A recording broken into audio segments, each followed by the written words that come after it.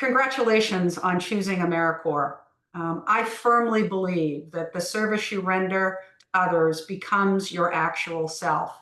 And for those of you who are just starting your first term, those of you who maybe are repeating your term, the organizations for which you will be serving at, and the community that you will be serving, we are so grateful for your commitment and your service. It's a testament, to your personal commitment and to your character that you've chosen to spend the next year in service to others through an array of extraordinary organizations. We like to say we cover the waterfront in terms of the unique opportunities that AmeriCorps provides.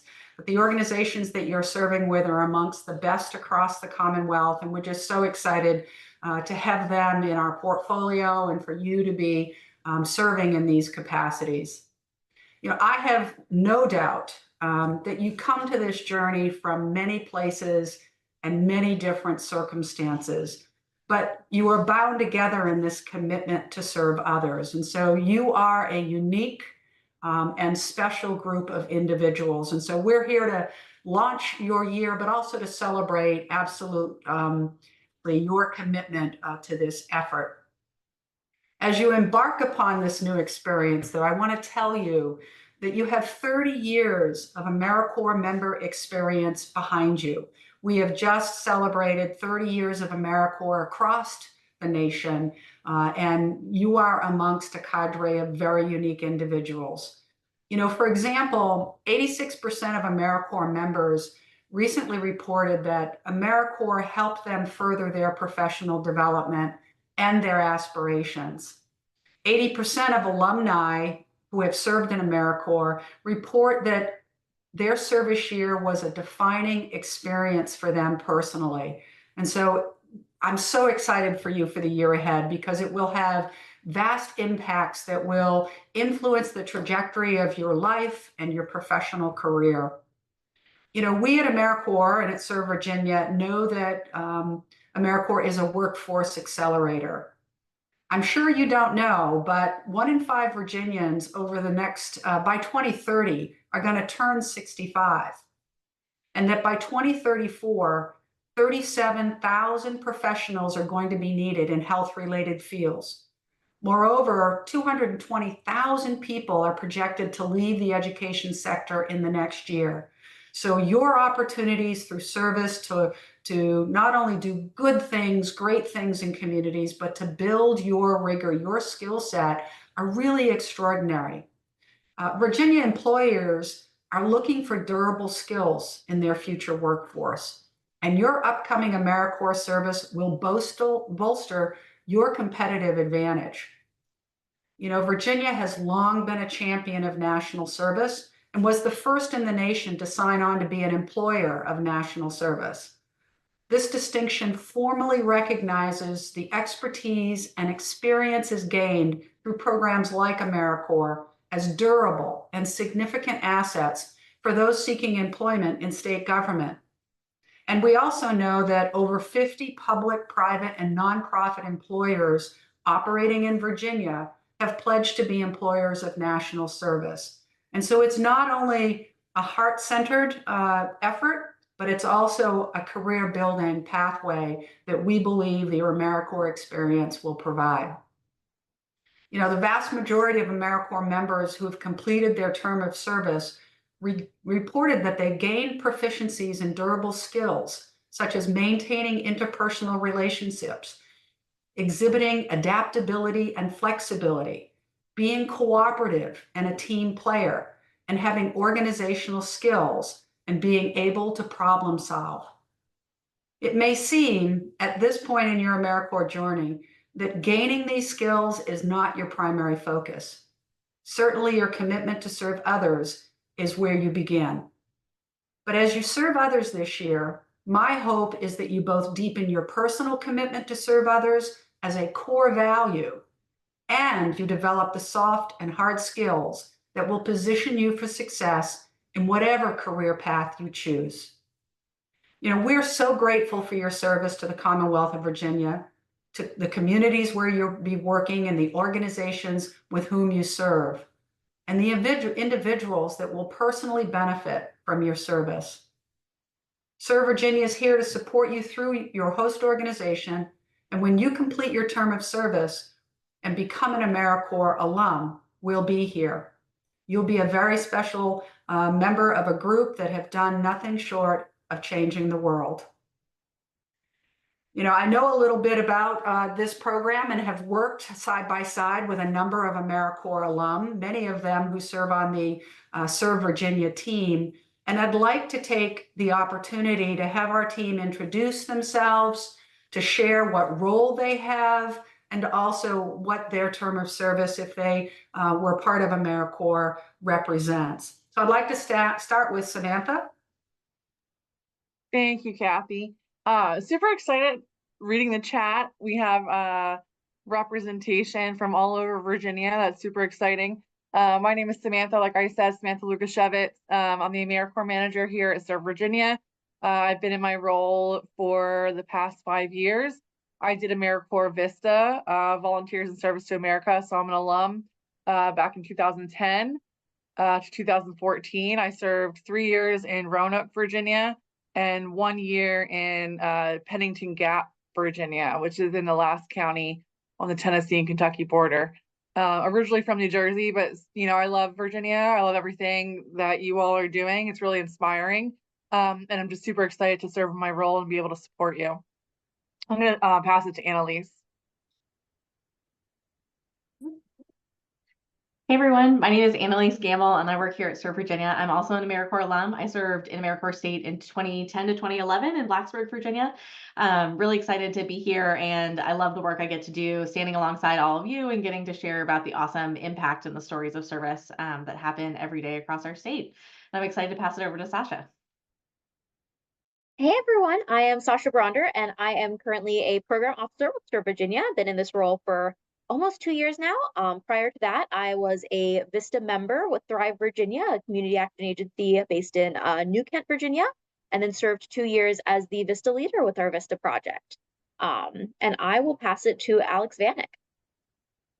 Morning, everyone. I'm Alex Vanek. I am our Program Development Officer with Serve Virginia, so I work to see how we can develop new AmeriCorps programs by supporting our planning grants and just other ways we can generally connect the knowledge around community service and the resources for volunteerism with AmeriCorps better. I'm also an AmeriCorps alum. I did a year of VISTA here with Serve Virginia a few years back and am happy to still be around. I'm also a Virginia native and so happy to be part of this community as well.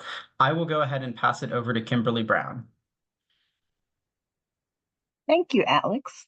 Good morning, everyone. My name is Kimberly Brown. I am a program officer currently. However, I've served several hats here in the office. I've been with the commission for quite some time. And actually, my service is getting ready to end. Not in AmeriCorps. I was never serving in AmeriCorps, but actually with this commission office. I've had the pleasure to work along with so many of you, and I know many of you are new, but I will truly, truly miss AmeriCorps or this office. However, I won't miss AmeriCorps because I know you'll be still out there serving, boots on the ground, and I look forward to seeing y'all somewhere out in the community. All right, have a great one. All right, Christina.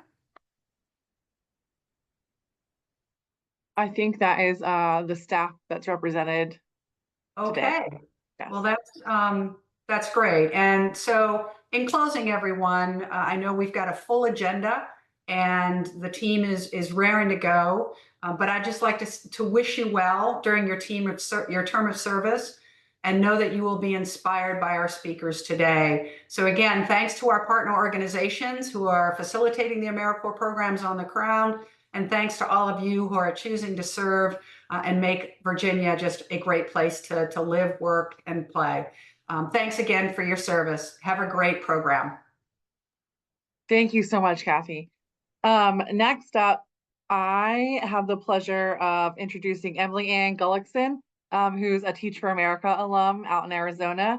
I'll let her introduce herself more, but Emily Ann, if you want to join us. Great. Thank you so much. First, Kathy, thank you so much for including me today in this amazing programming. Virginia, we are very blessed to have such a dynamic team at the AmeriCorps office. I said yes to serving through the AmeriCorps arm of Teach for America back in 2007. And boy, were those recruiters persuasive. I was told I could teach, lead, and change the world, and I completely underestimated how much my core service time would transform the entire trajectory of my life. And so I did not think I was going to be a teacher. I certainly had plenty of it in my resume and backstory, but I was a kid who had struggled with school. I was regularly bored and thus getting in trouble. And so the idea that I would go to Phoenix, Arizona, which was a high demand placement site for the Corps at the time, I was moving from New York, and I said yes to serving for at least 2 years in the Valley of the Sun with middle school, ancient world civilizations and US history. And I taught students ranging from 11 to 15 years old. You know, in the spirit of the pledge that you will do later today, it was a very interesting time in Arizona, which was ultimately my home the last 15 years until I had the opportunity to come and serve for Governor Youngkin as his Deputy Secretary of Ed. When I first moved to Phoenix, it was at the height of an immigration battle, and a lot of my students were feeling the effects of policy changes and actions, and lots of conflict, lots of adversity, and it became very clear that my role in the classroom was to spark a light through a pretty dark time in our community. And I will tell you that I had this deep sense of urgency when I was able to look at my classroom of students and realize these are tomorrow's leaders, and I have but just one school year and one class period a day to really instill them with the skills and knowledge and belief in themselves and critical thinking skills in order to be our future mayors and scientists. And ultimately, one of them, I'm sure, will get to space given all of the new space race. And I saw firsthand the school to prison pipeline. I saw firsthand that at the time in Arizona, zip code did determine your destiny as to whether or not you had access to a quality school. And, you know, I was really blessed with being able to work with multiple Corps members at our middle school and just bring energy and creativity and really drive at how can we spark curiosity to learn with our students. And I will tell you, it was incredibly humbling, and that my experiences with my former students and hearing about their own kids today continues to be this light and this fire as I now get the opportunity to serve in public policy work. And you know, I learned very much, I feel like, more from my students than they did with me around just grit and perseverance and just optimism for what's possible. There was not a day where it wasn't, Miss G, why fill in the blank? Why is this the case? Or is that the truth? Or what is possible? And, you know, I will say that I had no idea the impact I had. I taught over 500 students, and I had no idea the impact that I had through my years of service until years later. I went on and launched a nonprofit law center for kids and families to have free and affordable legal representation in a different state. And I started to hear from former students who were very savvy at technology and tracked me down on LinkedIn and messages and just said, Miss G, like, did you know that this moment changed my life? And it was usually little moments in the classroom.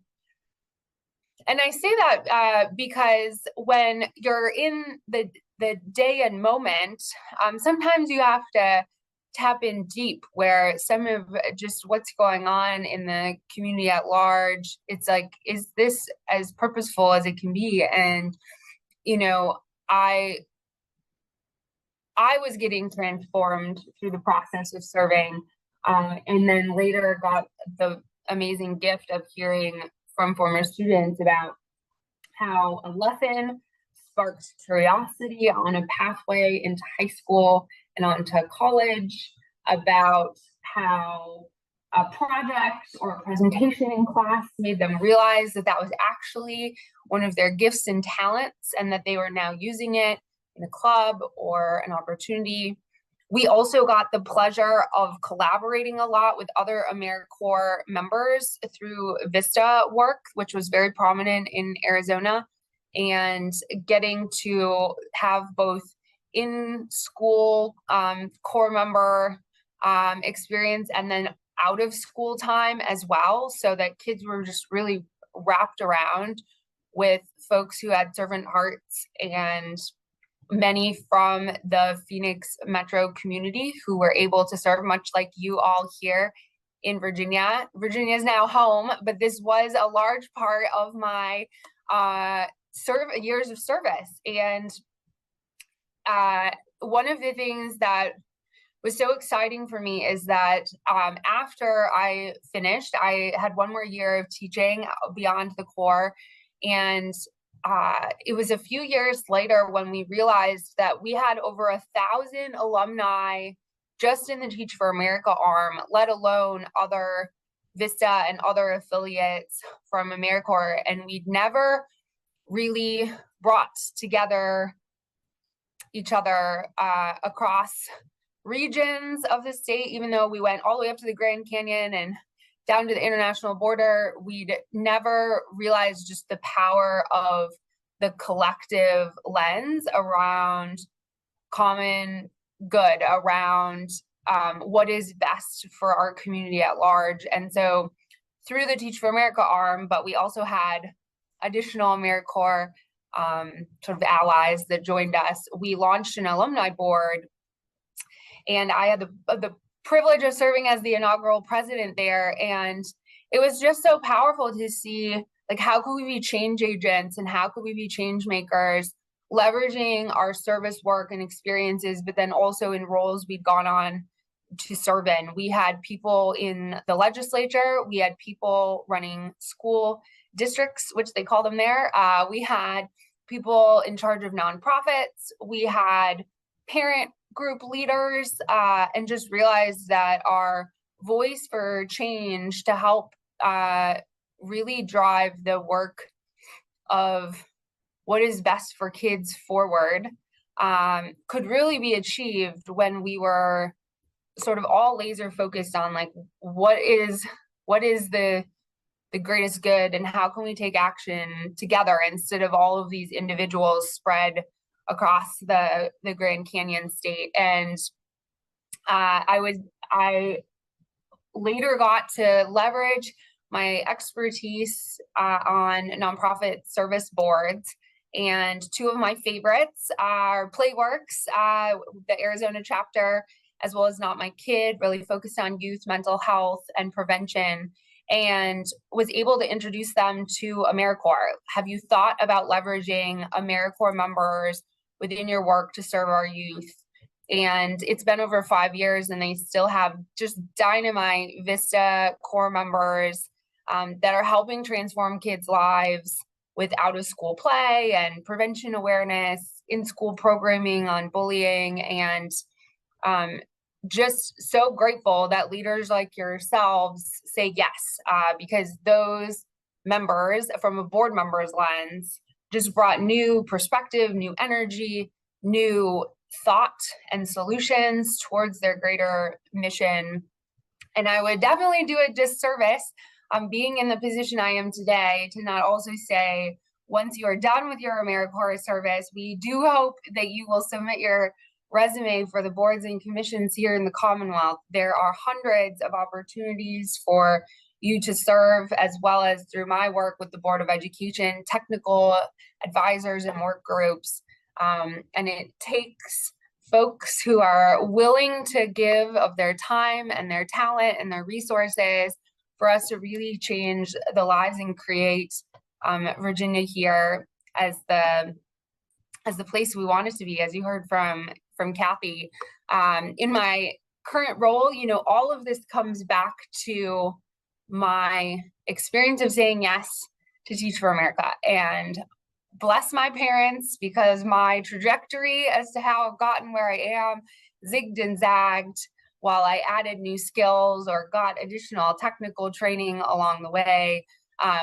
But I forever have had this constant light in me. I found my purpose through my service work. I realized what my calling was in order to be a voice and champion for K-12 students. And I have had a role in multiple states over the last 15 plus years to be one of the only people at the table who has teaching experience to also lead education, public policy changes and conversations.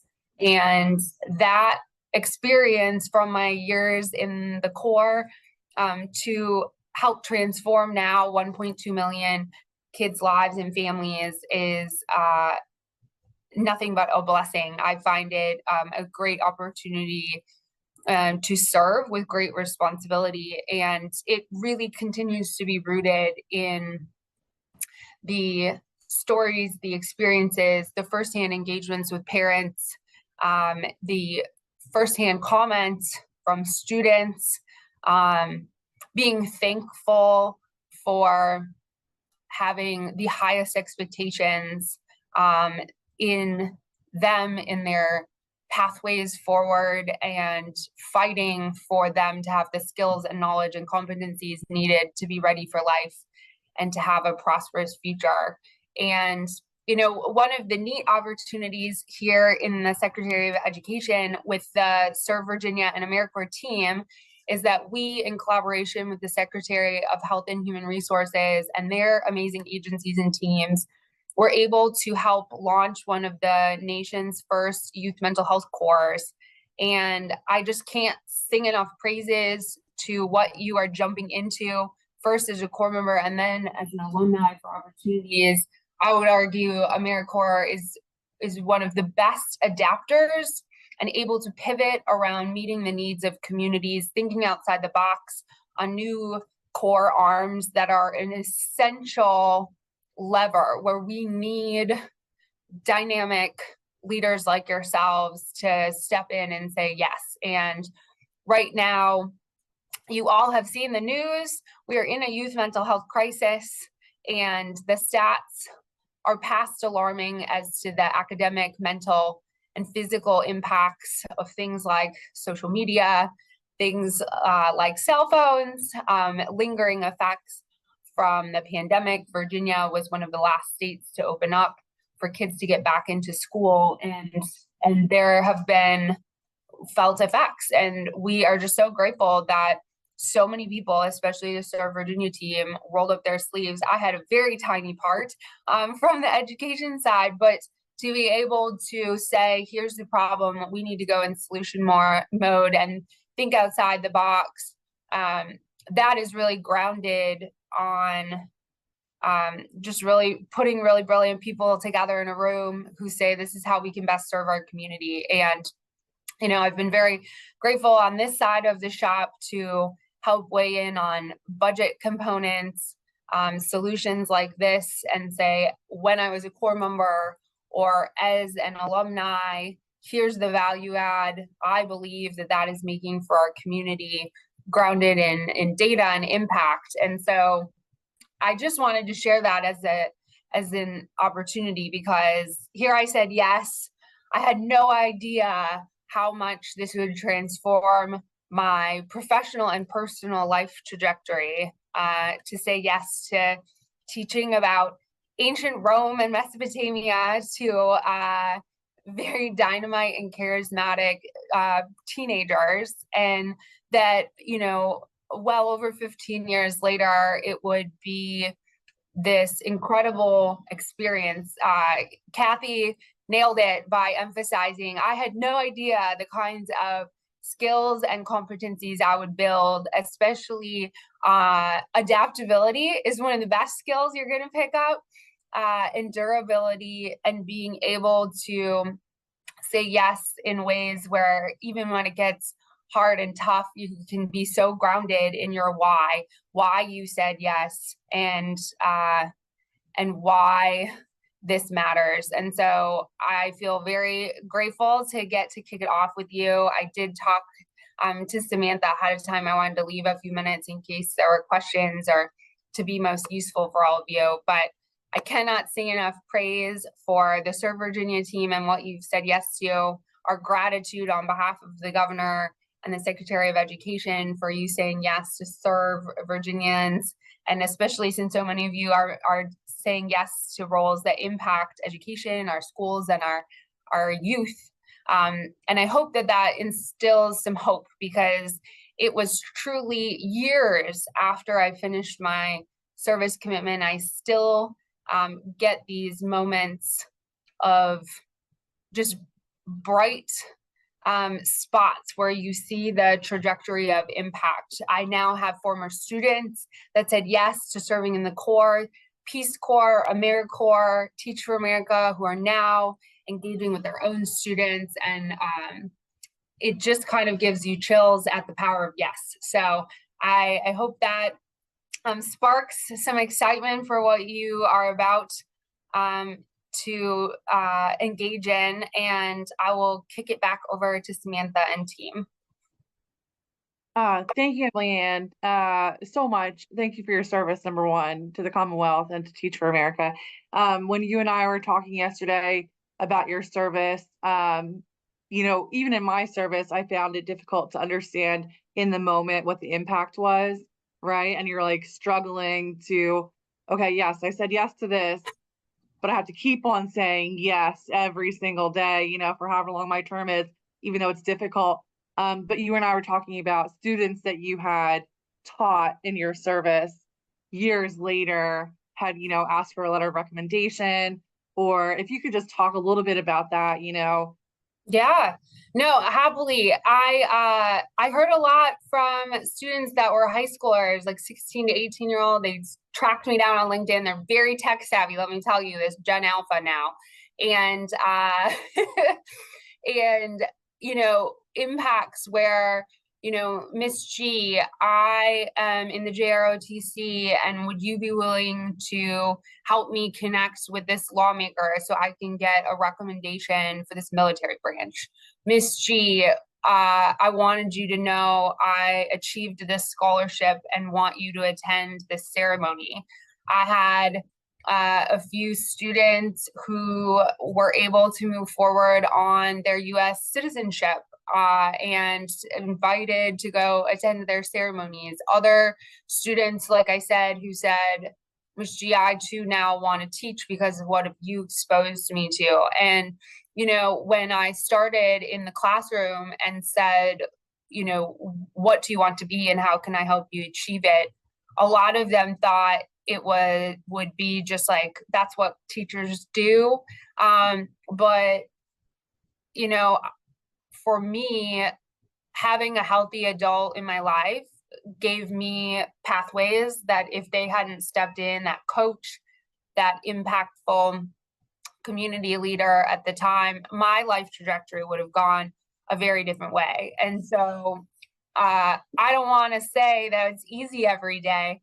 Some days I forgot the high privilege it was to be able to serve such brilliant young minds. Sometimes I was really angry, I'm not gonna lie, because you saw the injustice firsthand, and sometimes it felt overwhelming that I'm just this like one little piece, and what can I actually control? But continuing to stay laser focused on like, this is my primary purpose for today. I just think, you all will be amazed when you realize and hear.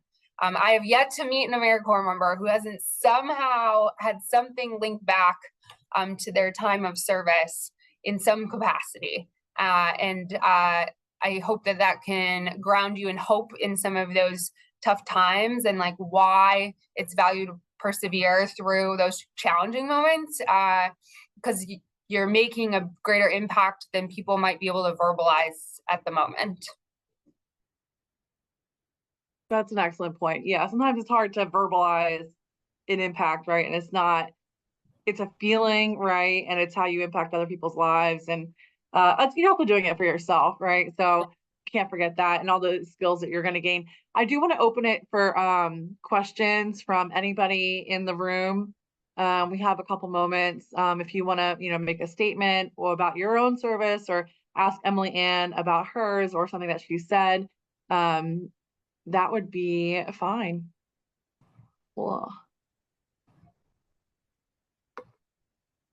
Grace, I see Grace Puskas. Hi, Emily Ann. Can you hear me? Yes. Okay, Oh. awesome.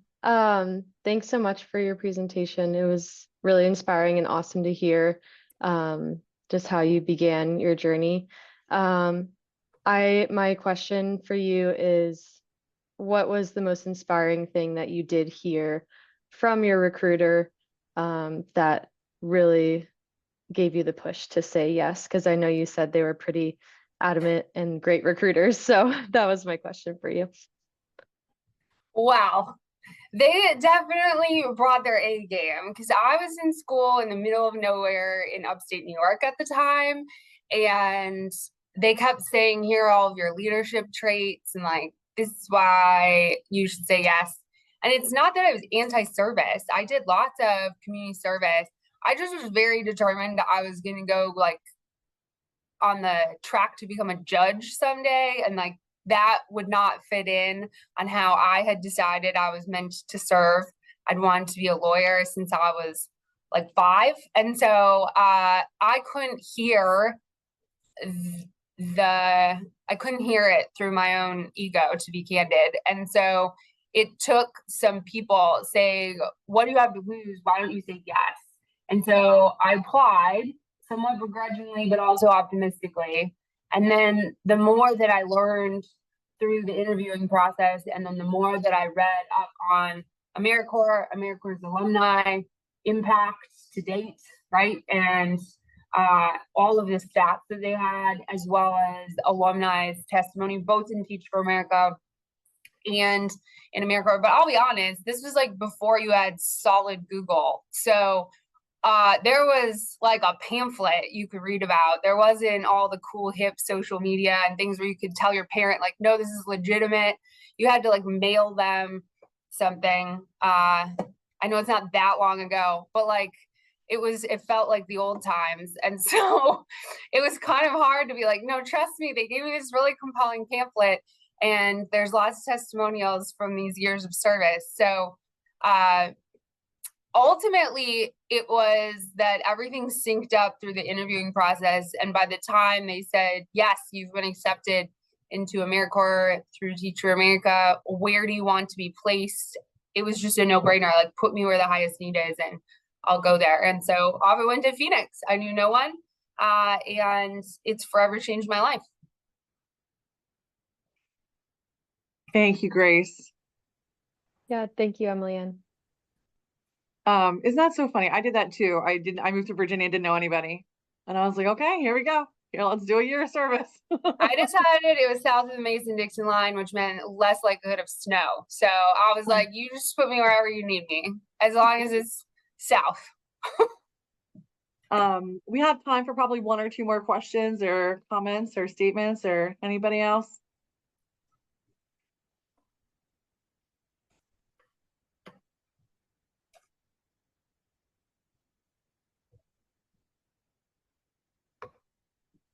Okay. Well, you can, thank you for sharing your story from Jack G. Thank you so much, Emily Ann. Really, honestly, a pleasure. Thank you just so much for your service to the Commonwealth again, and Teach for America. Really, really, really super appreciate it. Well, I'm so sad I have to leave before I get to hear you all do your pledge and the dynamite alumni panel you have up. But please don't hesitate to reach out. All of my contact information is available if I can help you in your service path. Don't hesitate, and thank you again. Perfect. Thank you. Thank you, Emily Ann. All right, Emily Ann, great segue. We have an amazing alumni panel coming up. It's going to be hosted by Sasha Bronder, our program officer, also an AmeriCorps alum. So I'm just going to pass it to Sasha. Hi, everyone. So let's see, we have Alex, Melody, and Chelsea. Are you all in the call right now? Could you just pop up your hand or say hi? I see Alex. Hello. Great to see you. There is Melody. Wonderful. So we're just waiting on Chelsea now.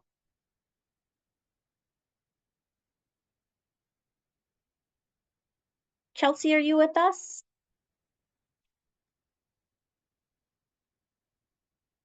I'll ping her if you want to start introductions. Perfect. Sounds good. Thanks so much. So thank you, Alex and Melody, for joining us. I am so excited to have all of your wisdom and experience here to join with our share with our incoming members. We are going to start off with just some introductions. So could you share your name? What is your current career? What's your current role? And then what was your service role? So what program did you serve with? What organization? And what did you do during your year of service? And Alex, do you want to kick us off? Sure. Good morning, everyone. My name is Alex Johnston. I am the current director and the new director of the Virginia College Advising Corps through the University of Virginia. I have the privilege of serving through the very same organization as a college advisor. I served from 2013 to 2015 in Pittsylvania County, Virginia. I served Chatham High School and Gretna High Schools, and I work day to day to meet with students one-on-one, to plan programming and evening events for students and their families, and ultimately to just help students on their pathway after high school graduation to whatever they were looking to do after high school. Thanks, Alex. We are so glad to be keeping you in the AmeriCorps family, keeping you with UVA. It is so exciting to have our alumni moving up in these organizations and sticking around. And Melody, could you introduce yourself now? Yes, thank you so much for having us and for allowing us the opportunity to reflect and share together. So I direct civic and community engagement at William and Mary. As part of that job, I'm actually serving on a team with my colleague Joy Jackson and others to implement our first operational grant this year. I served as an AmeriCorps member in an AmeriCorps affiliated program. This was back in the day, y'all, in 1995 to 1997, very shortly after AmeriCorps became a thing. And I was in the Frankford neighborhood of Philadelphia. I had lived in Florida and Atlanta before that. And so it was a brand new experience for me to be, to borrow from Emily Ann, to be north of the Mason-Dixon line and to understand and experience snow in a real way for the first time. My role there was to begin a job bank in a community development corporation in a neighborhood that had experienced a lot of transition. And I served in that role for 2 years. Fantastic. Thank you so much, Melody. I do not see Chelsea yet, so I think that we are going to just carry on. And if she is able to join us, then we will toss it to her for an introduction as well. But to get into kind of the meat of our panel, I would love to hear from you both. Why did you choose to do AmeriCorps? What was the draw for you? What is it that really kind of sold you on this experience? Alex, do you want to start us off again? Sure. As I reflected about why I chose AmeriCorps, a couple of things came to mind. The first is that I developed this real passion and value for service all through my life. My local church would do community service as I was growing up. Once I got to my undergraduate institution, I became a part of different organizations that served the community. And I just thought that I would want to have some sort of service opportunity before going off to graduate school, which is something that I knew that I wanted to do. So I had developed this servant-mindedness and this service orientation over the course of my life. And then I was specifically drawn to the mission of VCAC, which is specifically to increase the number of first generation, limited income, and underrepresented students who enter and complete higher education.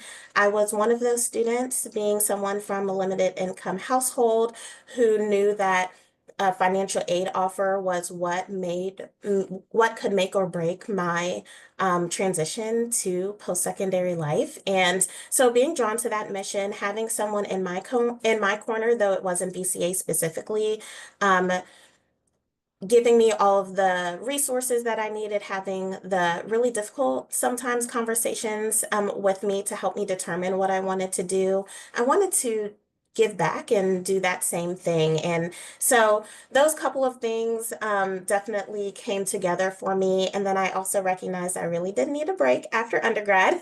I didn't want to go straight into school. And so I was really grateful for the opportunity to also benefit from the Education Award, which would allow me to go back to graduate school with a little bit less debt.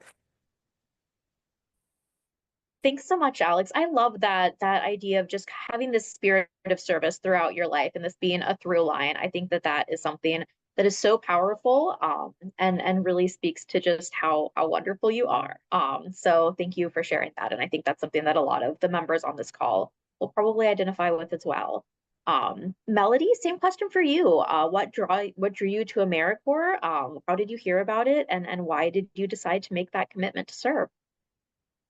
That's really fun to hear about your path, Alex, because it resonates a lot with sort of how I came to land where I did in Philly.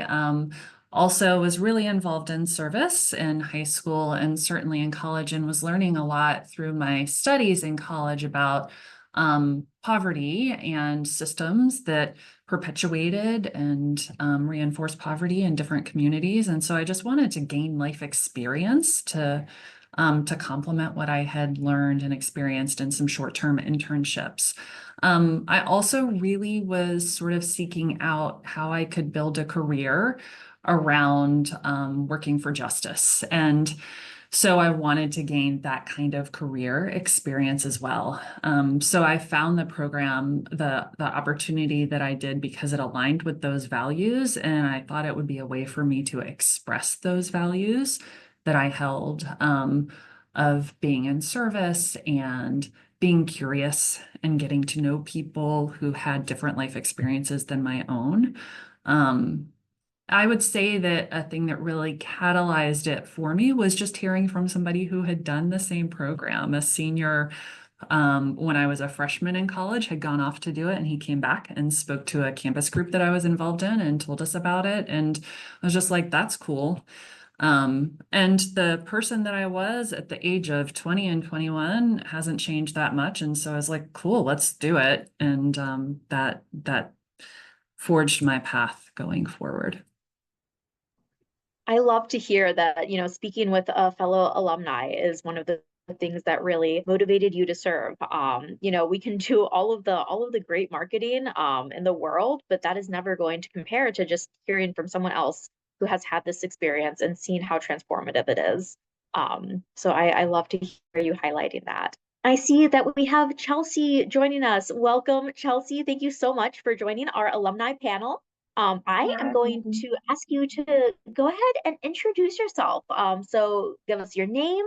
What is your current role? What are you doing in your career today? And then tell us about your service role. What program did you serve with? What organization? And what did you do during your term of service? So I'm Chelsea Rushbrook. I'm currently working as a certified peer recovery specialist and a PRS trainer here in the state of Virginia at Virginia Commonwealth University, Ramsden Recovery. So what I served under regular AmeriCorps and then also nationally under Recovery Corps the last 2 years. Oh, sorry. And I'm also a psychology student here at VCU. Fantastic. Thank you. Oh, are you still? No, I won't. Okay, perfect. Well, thank you for joining us. And I love that we have 3 representatives from different universities on the call. So I definitely want to circle back around to that in a minute. But first, Chelsea, could you tell us a little bit about what drew you to AmeriCorps? What motivated you to serve? Yeah, absolutely. So I originally was asked to serve for AmeriCorps at McShin Foundation here in Richmond, when I first moved down here. And I saw what our other AmeriCorps members were doing at the facility, because I was also a resident there at the time. And like how their work with other participants was really affecting them, and it really helped me like discover this passion I didn't know I had for helping other people. I guess I'd been doing it the whole time because there was a lot of things I had to figure out on my own post incarceration in Northern Virginia. So like I was able to bring everything I figured out then down to Richmond with me. And it really helped open up the scope of how we can help our participants as far as like IDs, birth certificates, anything with vital records, especially if you weren't on probation, it was a lot harder to get. So I was able to find those little loopholes. But I also served at Help Me Help You Foundation, which was a reentry foundation here in Richmond. And then I started back at McShin under Recovery Corps, and then I did a term here at Ramsden Recovery with Recovery Corps, and they ended up hiring me on here. So like, I don't know, it's just the desire to do more service, especially in the community, and to show other people like stepping out of themselves and doing service for their community as a whole helps people with substance use disorder become more accepted in their communities. Absolutely. I love that. I feel like right now, I'm hearing from every corner about how so many people are struggling to find community. And I love that you're highlighting how, AmeriCorps, how service can really be so key in helping to build that for yourself and for the people around you. So the next question that I have for you all is, what skills or knowledge did you learn through your AmeriCorps experience that you found most useful? And how were you able to apply those skills or that knowledge to your career after AmeriCorps? Melody, could you start us off? Wow, way to switch it up on us, Sasha. That's fun. Yeah, oh my gosh, I learned so much because it was my first full-time job. I would just say, like, I learned how to have a job, first of all. And I remember those first few days being like, what do you do for all this time? And to add to that, I was creating a program. So I learned a lot about program development. We shortly after I created the job bank program, we did hire a director of somebody who had work experience, which was good because the irony of me helping other people get jobs in my first job was not lost on me. So much like work skills, how to communicate, how to track a calendar, how to work with other people effectively, and to do so in a context that was just really different than where I had grown up, very urban and in a neighborhood where all the plants had left 20 years before, and the systems had not adapted successfully for people to continue getting work like they had before. So just brand new stuff. A really important corollary to all of that was learning how to develop relationships that were meaningful in my life and helped me to learn how to be a better AmeriCorps member and how to serve better by getting to know people and what they were going through, and also learning from them and the work that they did. I have one skill that I remember. So similar to how that senior when I was a freshman came back to our group. I went back to that same group probably at the end of my service, and I remember somebody asking me about the skills that I had gained. Apologies for the language, but one of the skills I said was being a hard ass. And I remember people at the time saying like that's a very transferable skill. And what I meant by that was like just like learning how to be really clear in what my mission and work was about and to advocate for it as a young person. So that was really beneficial. And I guess finally another skill that's super practical is I learned how to budget really well. I know how to cook a lot of food for not that much money and all of those things, just sort of that solidarity level living allowance. Really, the education award at the end of it was beneficial, and learning how to live very simply for the first time again on my own, fully after college was really powerful. Yeah, I feel like you pulled out so many different elements of how AmeriCorps really can be kind of a crash course in adulthood. You know, if you're going into your first job, if you're going into the first time living on your own, there's just so many skills that you can build during this experience that will really set you up for success in whatever you do next. I want to also just really highlight what you said about forming relationships. You all know that, you know, AmeriCorps is time limited. It's not something that's going to be your forever career. It is a stepping stone. So being able to make those connections and build those relationships and leverage those into whatever it is that you want to do next is such a valuable skill. And in most of your AmeriCorps roles, you're going to be having so much contact with people from different organizations, different spaces. And you're going to have those connections that you can leverage into your next step. Even though this is time limited, it can set you up for success in whatever you want to do. Yeah, if I could just add one quick thing to echo that, Sasha. I mean, somebody who was in town for a funeral recently came over just to hang out and chat with me. I was connected to her by my boss, that AmeriCorps, right? So like he and I had texted last month. He was like, "Oh, you need to meet my friend Melissa." That happened while a housemate who was also serving with me was visiting in town. So like these relationships have sustained for 29 years. And the Facebook friend group is even bigger than that just because of the era that all this is going down. So yeah, I feel really, really lucky to continue learning from people I was learning from 29 years ago. Absolutely, and that just goes back to this idea of building community and finding your group. So I love that. Alex, do you want to take the question next? What skills or knowledge did you learn throughout your AmeriCorps experience that you found most useful, and how have you been able to leverage those in your career after AmeriCorps? Yeah, I first want to say everything that Melody said, for sure, were things that I gained, right? And I also think relationship building is critical, and it is a part of my day-to-day work, whether it's relationship building with members, with teammates, or with the partners that we have in the organization as well. So that was critical. Budgeting has been really important to me as I'm also starting my own life journey in different ways. And so I just appreciate all the things that you shared, Melody, because they are similar to the skills that I was able to gain through AmeriCorps service.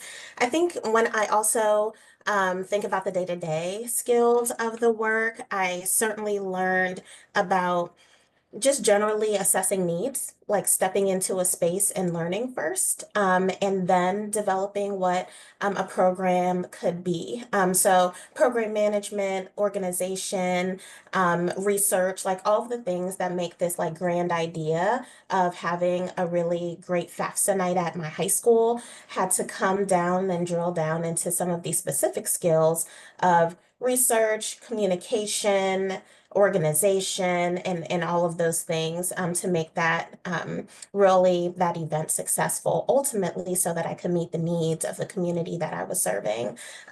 Flexibility is really important too. Working in a high school, things can change all the time. High school students change their minds all the time, right? And you just have to be flexible, and you're still growing, right? I remember being an AmeriCorps member myself and still trying to figure out life in a lot of different ways too. So just being flexible and giving myself grace was something that I really learned, but also had a chance to practice through my service. And then lastly, I'd say some knowledge, more so just an awareness, was that this work is really important, and important work is really hard. And so I had to realize that sometimes at the end of the day, I might have felt like I gave everything I had to the day, to the students I was serving, to the community that I was serving. And that was okay, because it's really important work, and important work can be hard work. Also, with that, important work and hard work should be celebrated.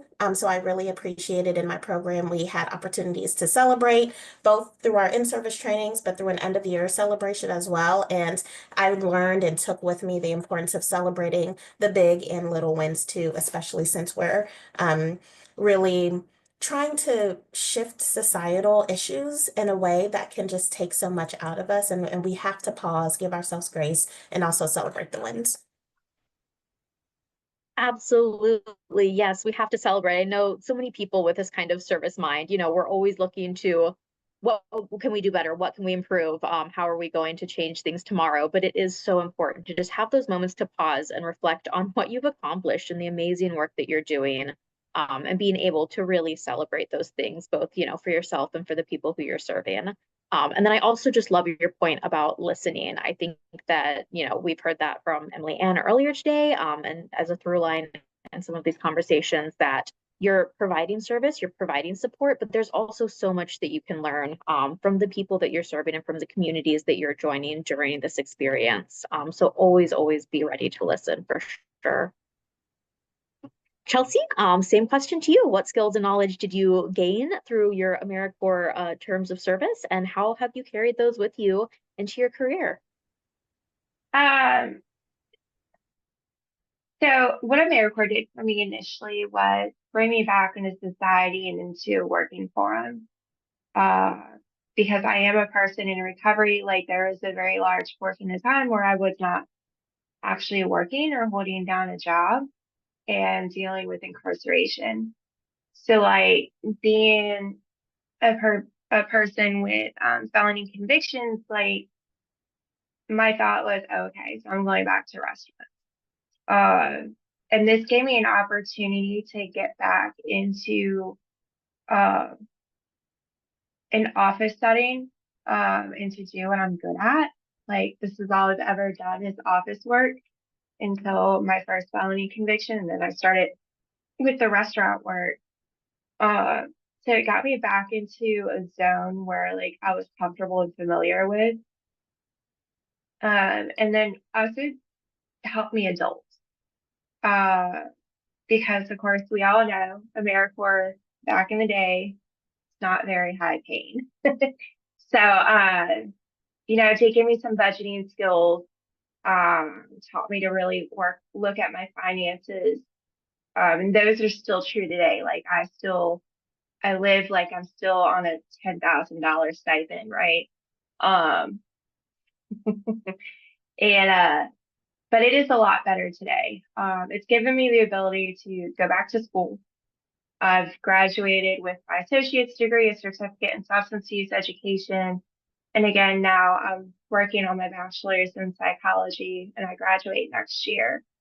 So it's like, it's given me goals, it's given me purpose, taught me how to organize community efforts.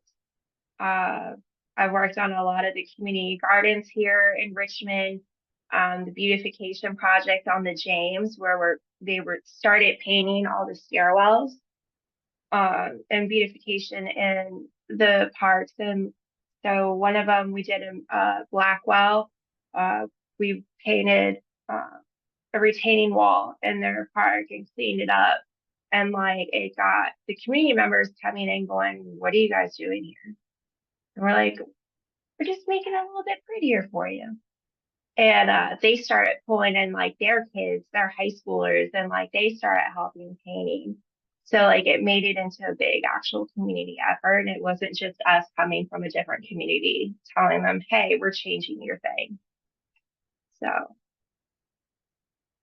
Thank you, Chelsea. First, congratulations on those educational milestones. I know that that takes so much dedication and effort.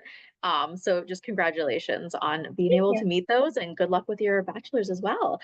And then I love that last story you told about just bringing together these grassroots efforts, and that, you know, it doesn't always have to be, you know, people coming in and telling the community what they need. That, you know, having that buy-in, that involvement from the community themselves is so powerful and just makes for an amazing experience all around. I absolutely love that. So the next question that I have for all of you is, what was the most challenging experience you had, or the biggest dilemma that you faced while you were in service? And how did you overcome that obstacle? Who would like to start us off? I'll leave it to you all this time. I'll go since I'm unmuted still. So my biggest challenge and dilemma was the background checks. Even though I passed them and I knew I passed them, it would just always take forever. And it's like, it was kind of like Paul and them would always be like, no, everything's good. Like, it's just going to take time, because I had barrier crimes at the time. But now with the laws changing in Virginia, it's made it much easier for all persons with felony convictions coming into AmeriCorps. So like that is amazing starting this year. But it always makes me feel like really down about myself. So it's like, it's nothing that AmeriCorps did. It was just the justice system and how they created these barrier crimes for people to stop this type of work, or stop them from helping people in other areas. So like in the higher education arena and hospital arenas, like, and healthcare in general. So I'm really glad that the governor made that change this year, because it's definitely opened up a lot of doors for a lot of people with felony convictions, especially around substance use disorder. Yeah, absolutely. And that's just another reason I'm so glad that you're here and sharing your story. I think that so many people do feel discouraged and frustrated when they're meeting these barriers. And you know, you were able to get past those and have made just amazing contributions through your service, and have been able to leverage it into a really awesome role. So thank you for being willing to share that story, and bring that to people who need it. Melody, Alex, do you have challenges that you would like to share how you handled during your term of service? I'm glad to jump in. I think about two challenges in particular. The first was actually to Melody's earlier point about studying certain things in college and then wanting to get an experience of like experiencing those things on the ground. And I think that I was disappointed a little bit, even though I knew what I was going to be getting into, to just see the differences between my own experiences in my hometown to the experiences of other folks in the state, in communities that not only I hadn't had a chance to visit, but in some cases I hadn't even heard of yet. And so I majored in sociology. I spent a lot of time thinking about social inequities, and so I knew about all of these things in my head, but then to really see, feel, and spend years really experiencing was a major challenge for me. I know Emily Ann talked about that bringing anger to her. For me, it brought sadness. And so it was challenging for me to navigate my own adulthood transition while also reckoning what I was learning, or what I had learned in undergrad, and what I was experiencing. It just helped me understand too that, you know, the work is important and it's also going to take time.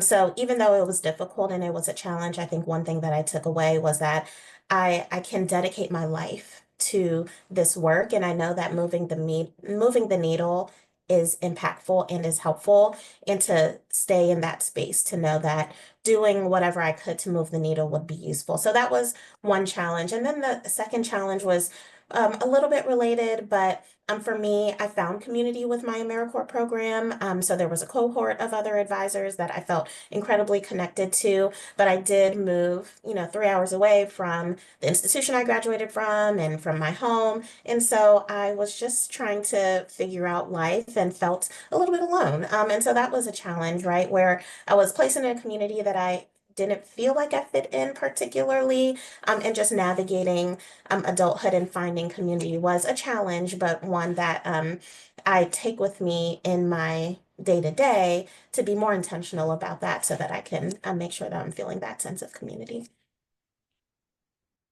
I know that there are a lot of other members probably on this call who have relocated, who are in new areas, who are going through that same experience of like trying to find community and trying to find how they fit in their new home. So is there anything that you did in particular that you felt was really helpful for you for like finding connections, finding friends in the new area that you were in?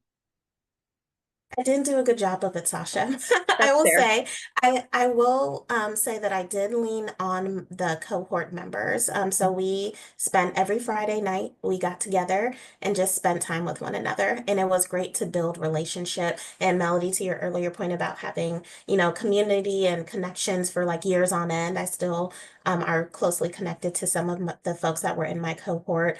And then I also tried to be intentional about visiting them in their spaces and learning more about the other communities that our organization serves. So I would go and help in a county maybe an hour away just to get a sense of what's going on in their area, find community with that cohort member, help out with their FAFSA night. And so I really leaned into the community of the organization. I didn't lean in as much as I wish I could have into the school community. But I took that lesson. I became a school counselor shortly after, and opportunities to help co-advise different student clubs and those kinds of things to help bring community. Thank you so much, Alex. I think that's really helpful. And it sounds like even where you maybe like weren't getting out as much as you would like, just like staying busy and like going to events and finding those connections that you do have can be really valuable and can set you on the right path. So thank you for sharing that. And then let me see, Melody, same question for you. Biggest challenge or dilemma? And how did you navigate it? Yeah, first of all, I just appreciate hearing Alex, your experience, and Chelsea, yours too. And it's so interesting to think about, the overlaps and the differences that we've all experienced, because I know that with so many people in this call, there will be some overlaps, but there will be a lot of differences as well. And so one thing that I would offer, because I hope that this is transferable advice, similar to what you said, Alex, it's hard to make friends, in a brand new city where you don't know anybody before. I had the big advantage of having this house with these housemates who were also in various service programs. Really big advantage in some ways. Some of them were really, really hard to live with too. And so that was a learning experience of its own. And so leaning on people who are also new to a community was helpful to me. Getting to know my neighbors. Like, I spent a lot of time outside. I had a little space of dirt where I could plant a garden and grew my first garden. And I got to know, like, there was a bar right next door to our house. So I got to know the people who went there, the pizza place across the street, the barber across the street. Just got to know those people by name, and they knew me by name. And it was just like being outside allowed for that community to develop organically. Found a place in South Philly that offered free art lessons. So like I got really good at looking for free stuff, free activities that I could participate in. So those are some tips that I would share. Another big obstacle that I faced was just sort of the basic one that I shared earlier, that I didn't really know how to do my job. So classic networking move. I reached out to nonprofits across the city. I was lucky to be in that big area where there were a lot of people doing job development. And so I just called them. This was, remember, 95. Like, we had email, but we used a phone and sometimes a fax machine. So like I was just calling people and telling them, hey, I'm new to this. Can we meet up sometime? And through those many one-on-one conversations, there were a couple of others who were very interested in developing a monthly gathering. So we started up the Philadelphia Job Developers Connection, and we had a bagel and a schmear once a month together. And it was so useful because I don't know that their intention was to teach me how to do my job, but that certainly is one of the things I gained, along with strong relationships and just like tips for what's going on now with funding and those kinds of things. So that was super useful. And it's a skill that I have used, since then in all of my career. Absolutely. Yeah. I think that, it can be so challenging, yes, to come into a role where maybe, it's not as developed and you don't know exactly what you're doing. But that can also be such a wonderful opportunity to build those leadership skills and to take initiative and to like kind of figure out how to forge your own path through this project that you've been handed. I think that's something that I'm sure some of the members on this call are going to experience this year. And as challenges as that can be, it can be such a wonderful opportunity for growth as well. I also just think it's so interesting that, for the most part, a lot of the challenges that you all are mentioning aren't related directly to the service, but are, just the living situation and the process of moving somewhere new, starting a new job, starting this new phase of life. I think that's something that really resonates with a lot of people going through that experience right now. It is a really challenging time, but it's something that you can grow through and find resources, find supports, figure out how to navigate it, and you'll come out the other side just stronger for it. So now that we have tackled some of the challenging stuff, I'd like to get into something a little lighter. So what is your favorite story from your term of service? This could be either something funny, something heartwarming. What is kind of the story that you would tell at a party about your AmeriCorps experience? Let's start with Alex. I am unprepared. I don't have any funny stories, Sasha. And then when you said something I would tell at a party, I'm like, man, not my stick. But there are a couple of experiences that I have, just like I'm just becoming a professional. I remember being in a space where I did have to learn how to fax something. I had never faxed anything before, and that awkward moment of like going up to someone and asking them when you feel like you should know how to do something, and someone is like, "Yes, of course, sweetheart." Like, and they were so kind about it. But just those experiences, I had a lot of where do I go to get my mail, or like, just those kinds of things. And then one story more related to my service, I remember starting the year and just feeling like, okay, I've got my training, like I know what I'm going to be doing. A little nervous, but I got this. And in one of the first meetings that I had with a student, he had come to me with all these great plans of what he wanted to do. And I told him, I'm like, this is great. I'm going to help you along your way. I log in, I look at some of his, grades and the courses he's taking. And then I'm like, whoa, okay, well, we should make a couple of different plans. I see where you're going with things. And I also want to say that, there are different pathways to get there. And I thought I was, approaching that conversation with kindness and care. And he told me I was a dream killer right there in the moment. And I said, "Ugh, I did not intend to do that." And I just came away learning that, you're going to make mistakes. Right? Like there are some relationships that you start and you forge, and they might not go exactly the way that you want. But I ended up calling that student back down. We had a conversation. He ended up getting to the right college that was the right match and fit for him and everything. And I just remember that really vividly, like, oh gosh, like the ways that I can come off can be perceived differently. And it was just a good lesson for me, and one that I've taken with me since then. Not particularly funny, but Sasha's the best I got. No, that is a great example. And I think that it really speaks to just the importance of being able to kind of reflect on your experiences and realize, oh, maybe I didn't handle that as well as I could have, and being willing to like take steps to address that. I think that's something that everyone, regardless of what you're doing, is going to have that experience, right? And being able to put that towards something useful is just really, really valuable. So kudos to you and thank you for sharing that. Chelsea, same question for you. What's your favorite AmeriCorps story? I would have to say when we were learning how to build compost bins. And we were building these compost bins for a community garden, and we were doing poison ivy and what's the vine that's invasive? Kudzu removal on some of the trees. And like I walked up to one of the trees, I saw it's poison ivy, and like nobody was pulling it off. I'm not allergic to poison ivy. So like I just started pulling it off with bare hands.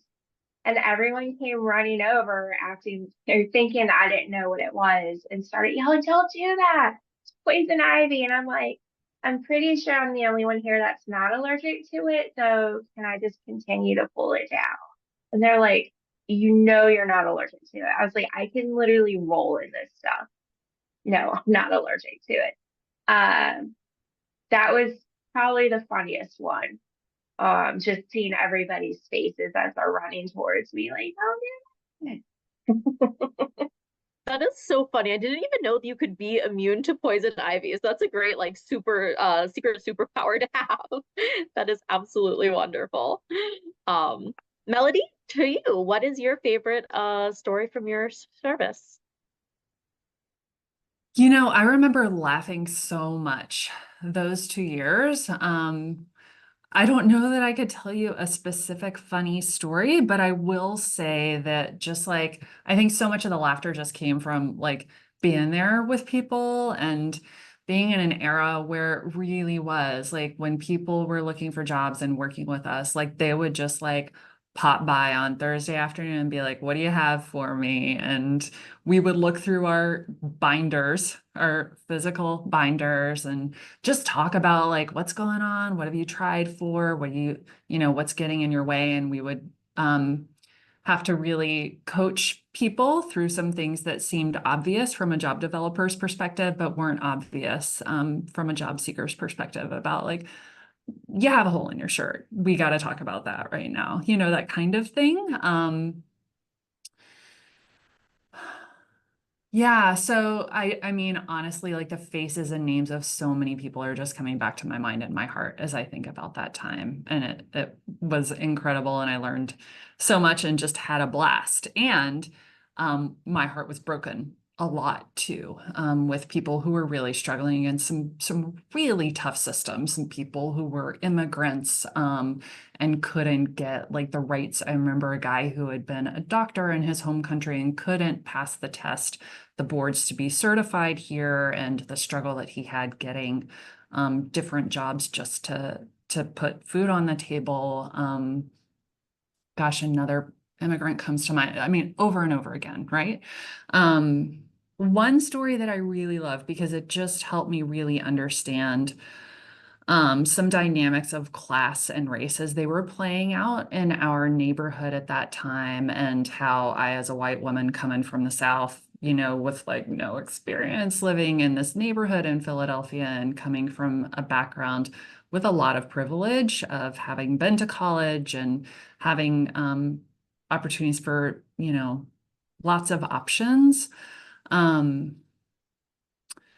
think with that, I brought, sort of an external package that comes with a lot of things that people could assume about me fairly, given who all was doing outreach.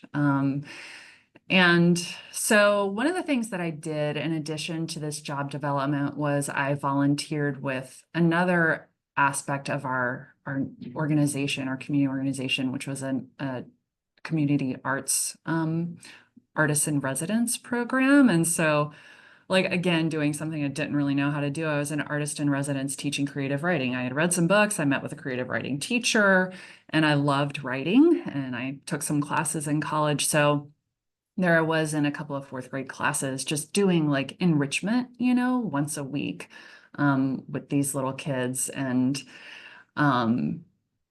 later, sort of after the semester had gotten under, it was really hard. We had a great time. The kids did amazing work, but I was learning a lot about teaching in the process. And one day when I was working in my garden that I mentioned before, this little girl, Venice, walked by and she was like, "Oh, Miss Porter, you live here. I didn't know you would live here." I still remember that, right? 30 years later, and just the connection that made for her of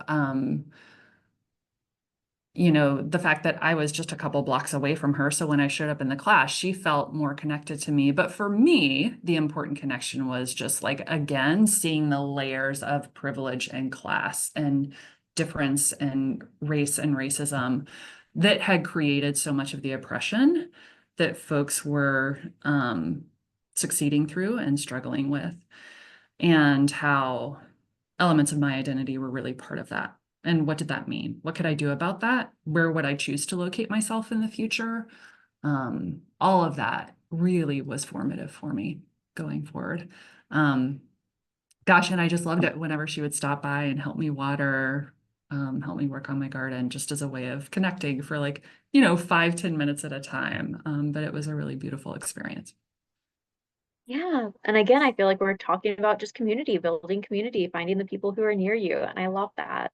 I also want to highlight kind of the first piece of what you said about, the laughter and finding the funny things. I think that you just touched on, and Alex, you also talked about earlier, just how difficult it can be to work with people who are struggling to, experience some of this secondhand trauma, and, not always being able to provide everything that people need, and just how draining and how difficult that can be. And I think that there is a lot of power in, of course, recognizing that, but then also being intentional about just like finding the bright spots, finding the things that are funny, finding these ways to disrupt those heavy feelings when they start to settle in. So thank you both for sharing that.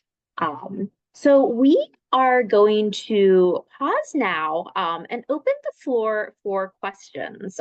So people attending the meeting, if you would like to raise your hand, or if you would like to put a question in the chat, I would be happy to put that to the panel and get their responses.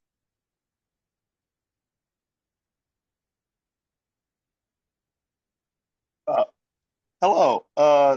So I I am also I've been listening to what you guys were saying. I also am an alumni. I'm going back into the program, and I think it's just interesting how drastically different the different programs are, because the program I was in historic preservation in Minnesota, up in Duluth. We would stay on site for 9 days at a time, living in tents, working at a historic site in the middle of nowhere. So it's just I just think it's very interesting, like how diverse the program is, because now the program I'm in now is working in an elementary school, which but I have a background in teaching, so no. So what is it?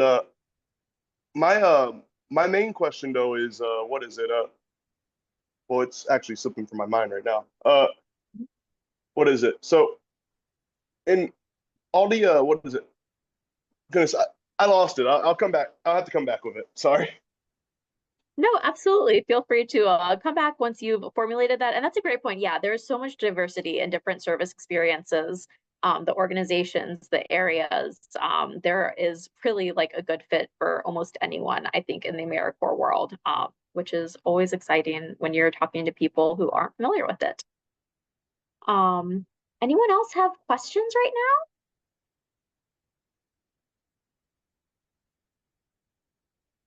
Well, folks have a chance to think. I'm curious, all three of you are in some way involved in higher education.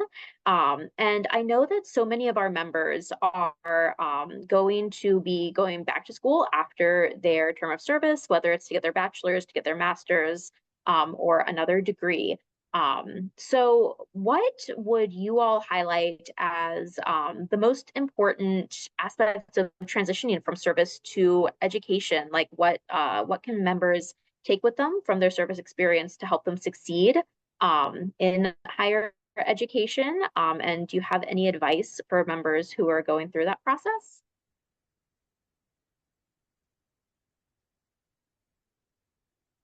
And anyone could start. Say I can start.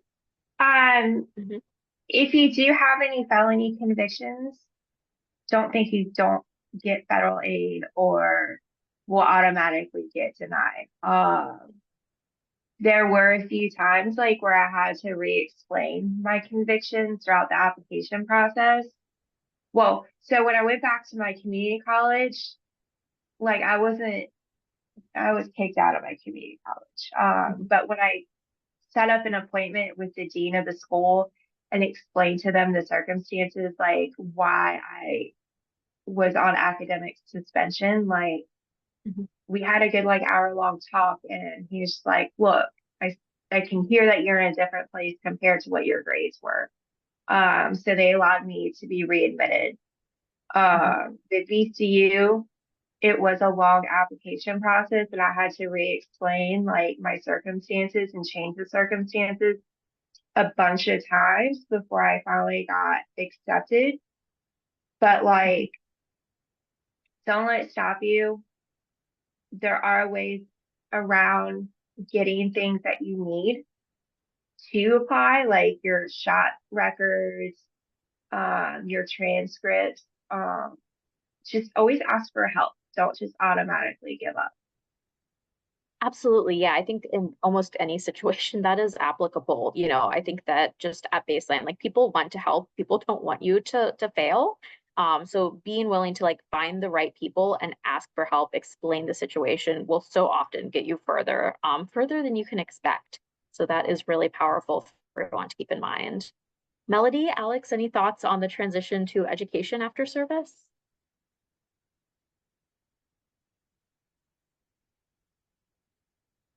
I'll just say that one benefit I think of my service was that I had really great perspective on school.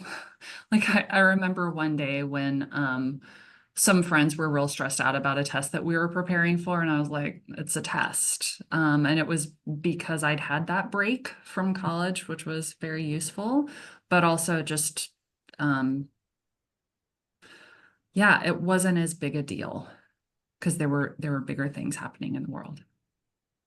Yeah, absolutely. That perspective can be just so valuable, especially compared to people who do go, maybe straight from high school into college. It's just such a different dynamic to not have that experience yet. So that is a great point. Alex, anything to add? Yeah, I'll add just a couple of things. I think the first thing, actually, Chelsea and Melody brought it to my mind of not discounting your experience. So your experience makes you you, and especially AmeriCorps service. The experience that you have through that service is meaningful, and so talk about it. Employers want to hear about your experiences. In fact, they like experiences. So if you're interested in staying in education, maybe you did some AmeriCorps service even in the education field, talk about it. AmeriCorps has name recognition, and so I think that's really important.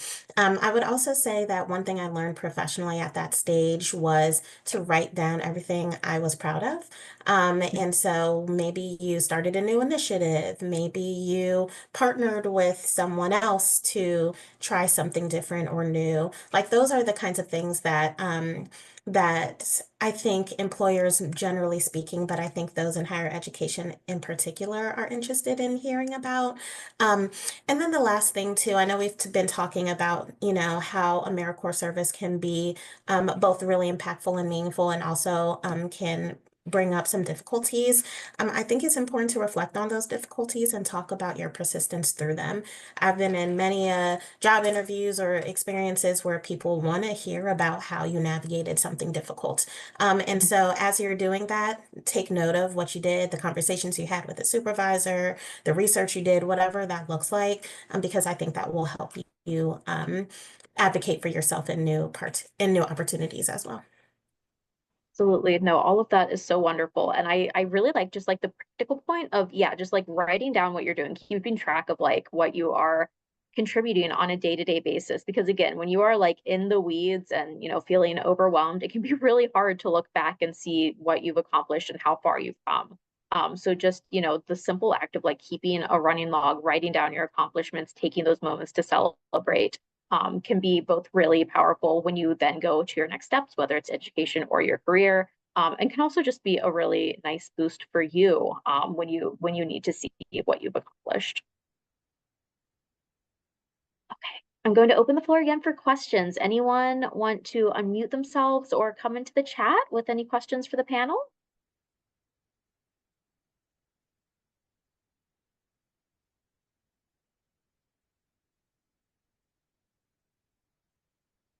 Okay, I'm not seeing any, so I will just pose one more question to you each. Do you have any parting words or any advice that you would give to these incoming AmeriCorps members that you think they should take with them into their terms of service?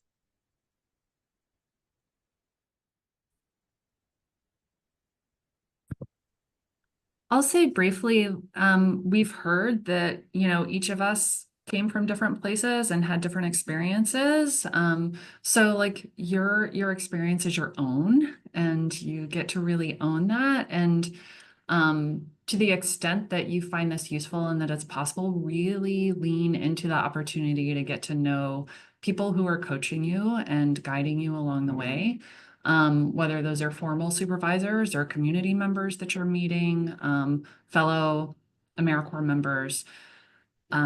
Yeah, really trusting in those relationships and how you can grow through and with other people. It's one of the best things when you're doing something new. Thank you, Melody. Alex and Chelsea, any last words of wisdom for our new AmeriCorps members? Just briefly, you got this. Trust yourself and trust the folks that are training and supporting you. Thank you, Alex. Chelsea, anything to close us out? Get involved with your,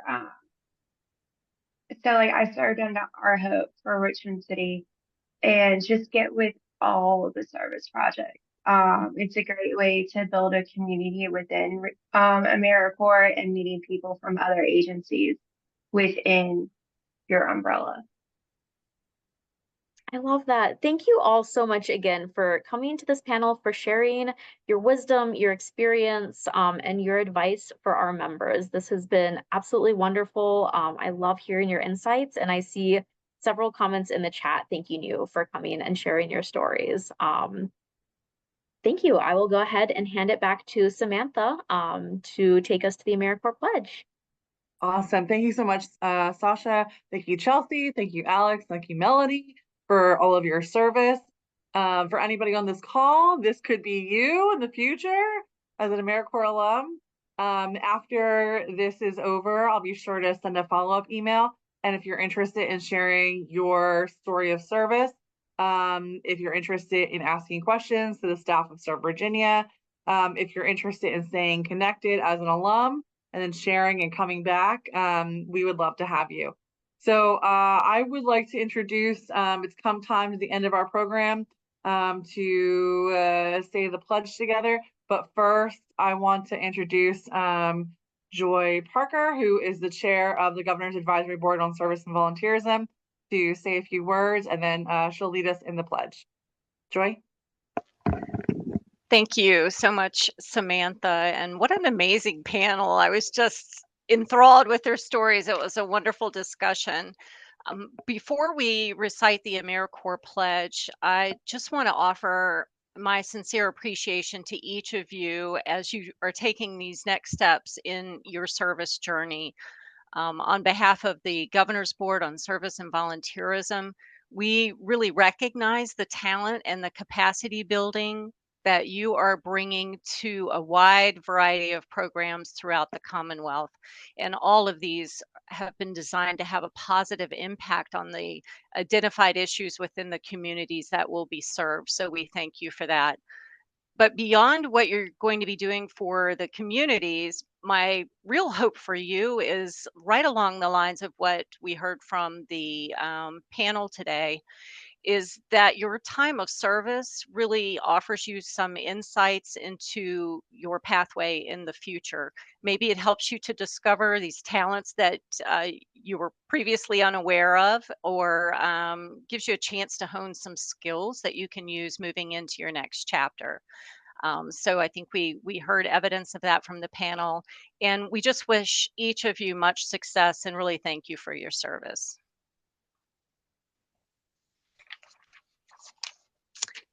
And I think we are going to have everyone unmute, right? Yeah, that'd be great. Yeah, if everyone wants to unmute together. Joy is gonna lead us in the pledge. She'll say a line, you'll say a line. It will sound kind of crazy because there's 100 of us on this call, but the crazier the better. Okay. Okay, here we go. So this is the AmeriCorps pledge to get things done. I will get things done for America, our people safer, Smarter, America to make people safer and healthier. I'll bring Americans Will bring Americans together to strengthen our communities. Faced with apathy, I will take action. I will seek I will seek the ground. Faced with adversity, I will persevere. Carry this commitment with me this year and beyond. I will get things I'm done. an AmeriCorps member and I will get things done. Well, that was amazing. You all did a great job. Okay. Thank you so much, and we wish you all the best. Thank you so much, Joy. I really appreciate it. And thank you for your service to the Commonwealth. That concludes our program today. I really want to just thank you, everybody on this call, for your service. Thank you for your service. It's well worth it. You've signed up to do something great for your community and your country. And if you have any questions, just let your program director know, or obviously you can contact anybody at Serve Virginia at any time. Thank you all. Have a great day.